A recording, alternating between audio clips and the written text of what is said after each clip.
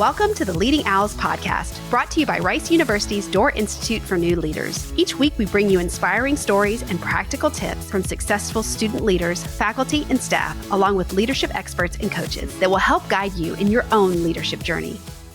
On this episode of the Leading Owls podcast, we're joined by Gary Garrett, Program Manager at the Doerr Institute for New Leaders at Rice University. Gary has been part of the Doerr team since its early days, helping shape and deliver programs that empower Rice students to grow as leaders, no matter where they're starting from. From overseeing flagship programs like Catalyst to supporting hundreds of students and professionals in their development journeys, Gary has seen leadership take shape in many forms. In this conversation, Gary shares how his own view of leadership has evolved from focusing on management and getting things done to embracing leadership as a deeply human, reflective, and relational practice. He also offers an inside look at what makes the Doerr approach to leader development so distinctive, what students can expect when they come to a coaching session, and how programs like Catalyst help learners put theory into real action.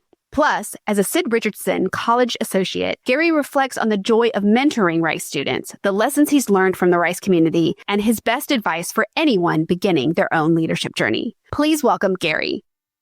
Hi, Gary. Thank you for joining us. Hi, Kelly. Thank you for having me.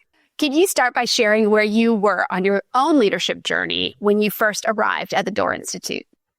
Yeah, I think when I first got to the Doerr Institute, I was super early in my leadership journey. I really hadn't thought about leadership. When I look back at it now, I think I was conflating leadership and management a lot of the time. I think for me, leadership looked like setting goals, keeping projects moving, making sure that by the end, everything was done for a project. And those are really important skills to have. But I think I've realized over time that that's not leadership. And leadership looks a lot different. And it's taken me a while to get to that point. And I realized that there's much more to leadership than just getting projects across the finish line, which has been fun. So how has your perspective on leadership shifted since joining the Doerr team? I think it's shifted in a few different ways and a few different moments in time. I think I mentioned the shift from management to leadership, but there's also this shift from feeling like you have to learn something, practice it, and then apply it. And there's this prescriptive checklist that everybody needs to become a leader. And that one day you're going to be a leader when you do all these things. Now I've gone through this process of understanding that leadership's really about this intentional growth that you set out on, this growth journey, reflection journey, building relationships with others. I mean, I think being here has also shown me that developing people as leaders isn't just about teaching them how to lead, but really creating the conditions for them to discover their own capacity to do it.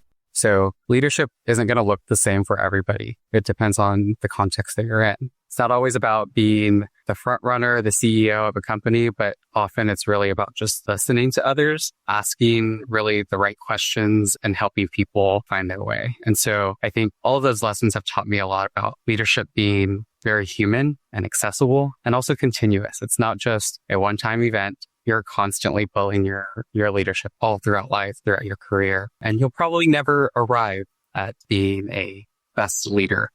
So through your job at Doerr, you literally have experienced probably every single program we have. Is that correct? I mean, Coach Rice, our business program, as well as like every student program you've experienced. So with all that under your belt, could you pick 3 leadership lessons you've learned through your work? You know, your top 3 things that have impacted you the most?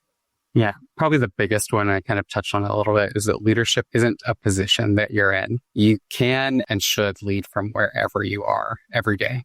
It's about the choices that you make every day, how you show up with your friend groups. It's about how you influence others and take responsibility for your own actions. So you don't need a title to lead. You just kind of need the courage to step up in those different moments. I would say another lesson would be to ask for feedback and own it. That was one of the hardest things for me when I was first starting, was learning how to ask for feedback as well as seeking it out. I think that you can learn and feel confident in how you ask for it, but also seeking it out is a big thing. And so when you receive that feedback, making sure that even if it doesn't fit the story that you're telling yourself, to resist the urge just to brush it off, because leaders ask for feedback to show their humility, but also own it to show their accountability in themselves. I think that's a lesson that is really hard to learn because you're typically going along, you got your goals, you got your things you want to do and things to accomplish. I think it's really hard, at least it is for me, to stop and say, I need feedback on this. How am I doing on this? Give me your input. It's really hard to ask for that feedback. Yeah. Okay. So I think we were on the third leadership lesson. Yes. So I would say the third one would be that leadership requires a level of self-awareness and ownership. So it's not just about knowing your strengths and your blind spots, but it's also about owning the impact that you have on others. I think not a lot of people take the moment to say, those are strengths and weaknesses of mine, and this is how it might be impacting the way I show up every day. So holding yourself accountable even when things don't go as planned, and just modeling that accountability for others around you. You've seen hundreds of professionals and students come through our programs. What do you think makes the Doerr Institute's approach to leader development unique?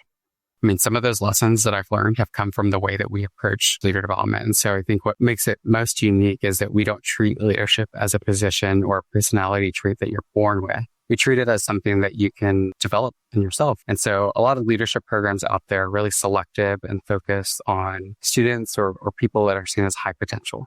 Here, every student has access to high quality development, no matter where you're starting from, whether you're a freshman or a PhD student who's had years of experience. We're accessible programs. And so I would say that makes it really unique. And probably one of the most important things is that our work is also research-based. So everything we do is really grounded in evidence, but also it's designed to be practical. So you don't just learn the frameworks and ideas through the programs. You also walk away with tangible actions that you can use right away.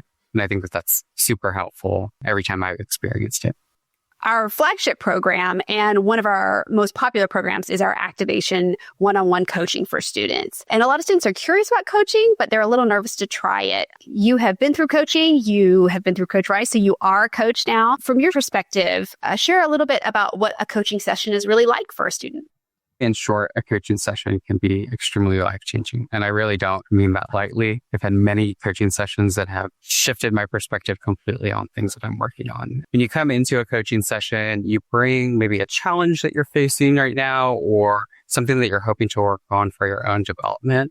And what your coach is going to do is partner with you to explore that in a much deeper way. So much deeper than just surface level of what have you tried before? And you're going to spend a lot of time thinking introspectively. It's not always easy. I'll say there have been many coaching sessions where there are tears involved because you look at things a lot differently than you would without a coaching session. And so the coach isn't going to hand you all the answers or tell you exactly what to do, but they're going to help you in a way that you maybe just haven't thought of before. And so when I've done it, it just helps you see the situation a lot more clearly, opens up maybe some new possibilities for you and helps you feel more confident in your next steps, I would say.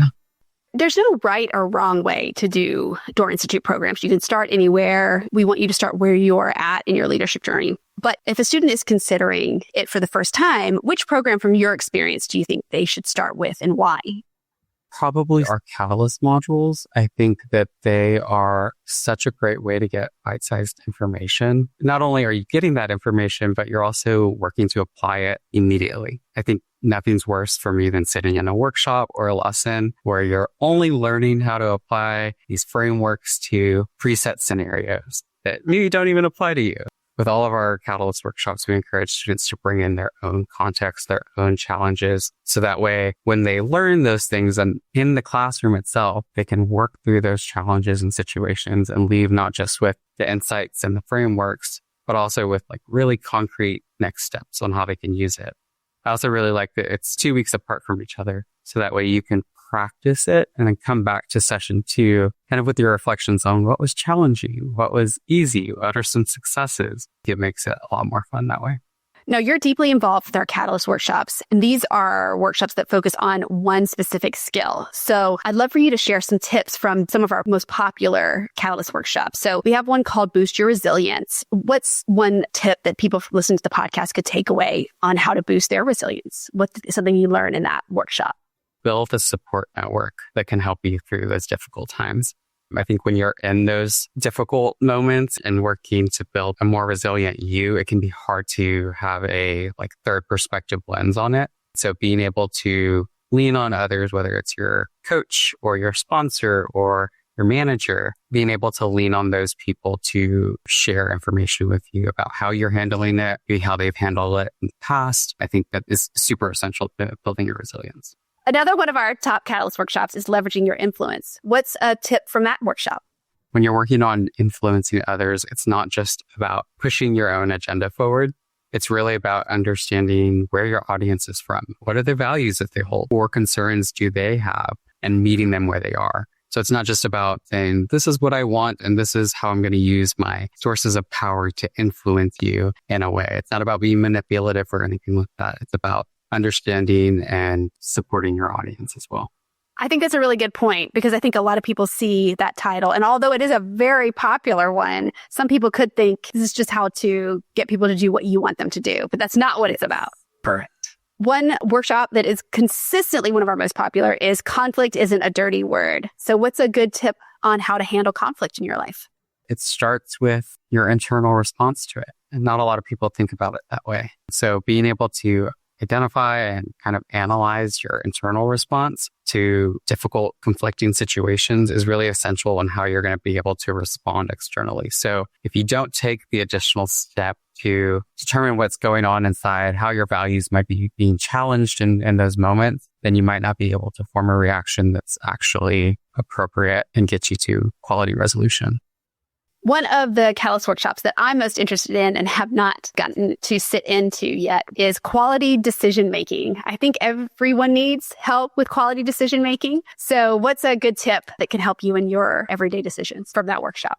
Decisions are based in so much data and so much assumptions. And so as you work through deciding something, understanding that your decision is only as strong as its weakest assumption or data point.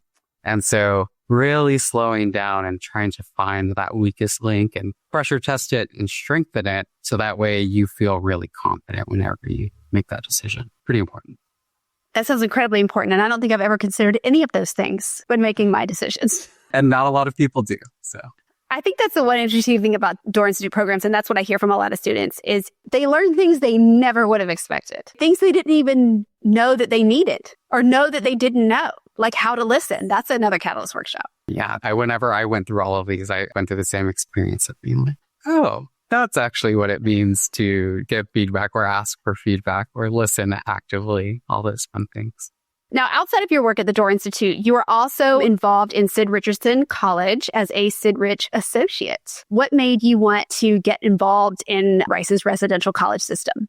The real nature of my work is I spend a lot of time not interacting with students and kind of in the back end and making sure that our programs run successfully. And so working on a college campus, I think a lot of us come here with the goal of supporting students. And so I knew my work was doing that, but I wasn't actually getting that kind of hands-on approach with them. And so being able to go and eat lunch with them on a random day of the week and go to a week dinner and meet first-year students and being able to talk with them, see them develop throughout the years, I think was something that really made me want to get more involved and support them in any way I can, because I think that Rice students have so much potential and they are eager to learn from other people. And so being able to be somebody that they could learn from, I think was really a cool opportunity.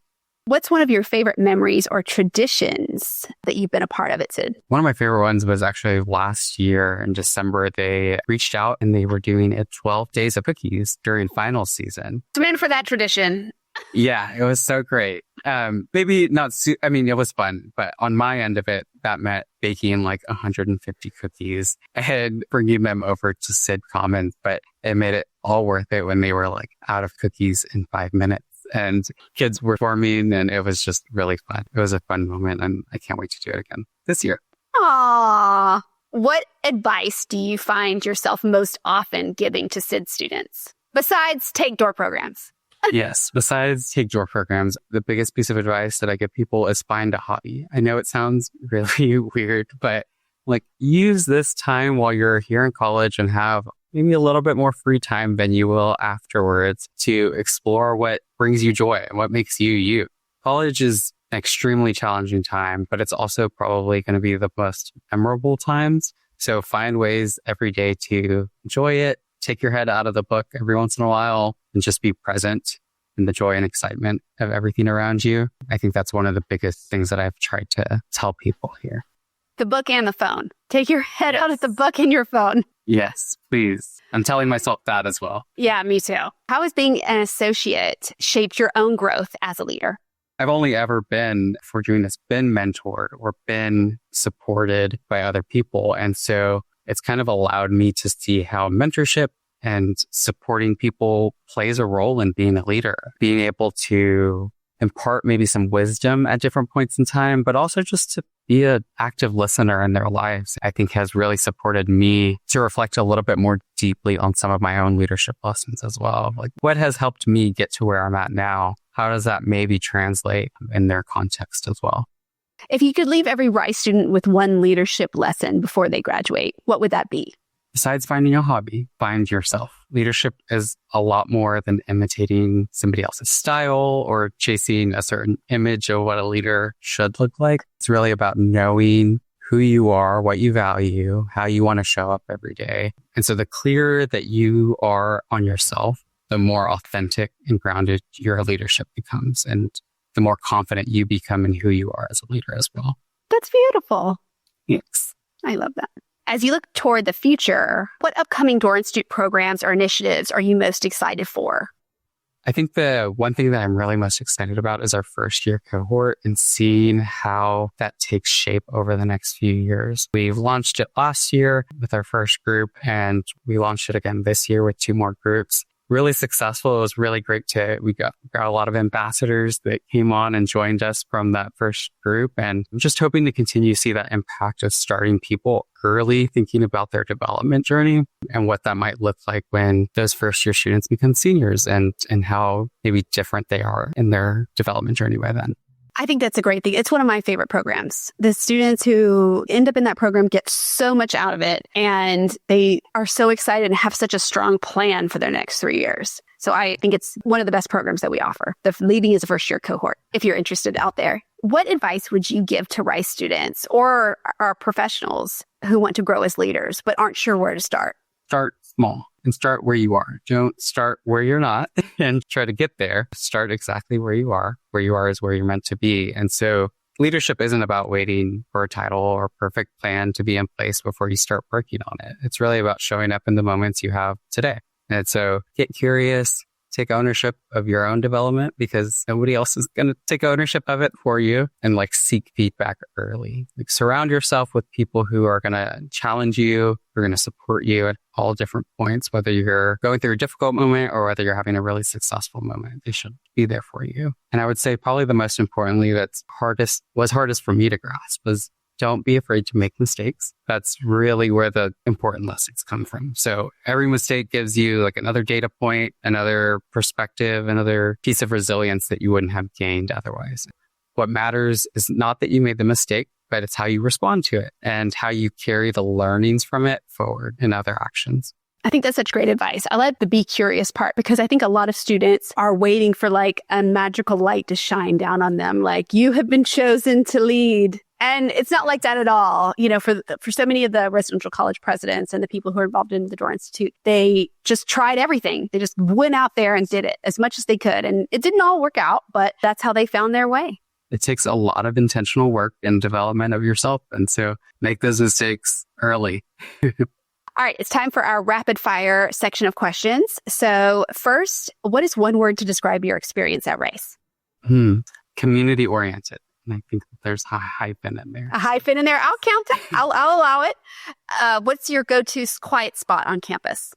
The top floor of Fondren. It's got a good view from there, and it's extremely quiet. What's the best meal you've had at a servery?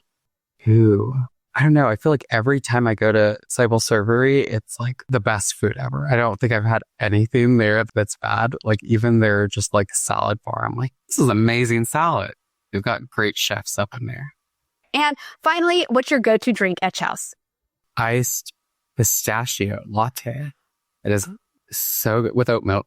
I'm lactose intolerant. So oat milk, it is so good. I rarely get pistachio in syrup at different places. And so I always have to get it at Chouse. I'm going to try that. I have not tried anything pistachio.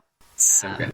I don't even know how it would be. So now I'm intrigued. Thank you for joining us, Gary, and sharing your behind-the-scenes knowledge and wisdom from being at Doerr. And we'll see you around campus. Yeah. Thanks for having me, Kelly. Thank you for joining us for the Leading Owls podcast. We will be back next week with more leadership journeys and tips to share. New episodes release each Wednesday. For more information on the Doerr Institute for New Leaders and our free leader development programs for Rice students, please visit doerr.rice.edu.